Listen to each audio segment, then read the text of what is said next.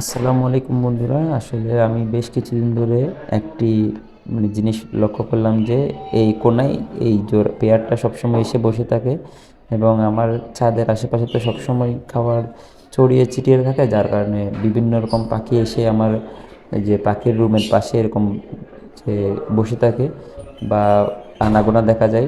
দেখেন এই পেয়ারটার খুবই মাশাআল্লাহ বন্ডিং দেখা যাচ্ছে, হয়তো খুব শীঘ্রই এরা ডিম বাচ্চা করবে।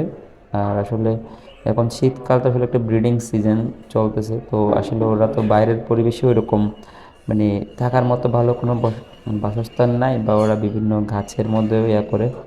তো আমি চিন্তা করলাম ওদের জন্য একটা, যদি বসবাস করার জন্য একটা সুন্দর জায়গা তৈরি করে দিতে পারি তাহলে হয়তো উপকৃত হব। তো আমার কিছু ব্রিডিং বক্স পড়ে আছে, আমি চিন্তা করলাম এটা লাগাই দিব।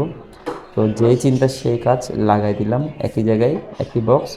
তো এটাতে যদি ভালো কোনো রেজাল্ট দেখি, ভবিষ্যতে আমি আরও আমার অনেক হাঁড়ি বা বক্স পড়ে আছে সবগুলো ছাদে লাগাই দিব।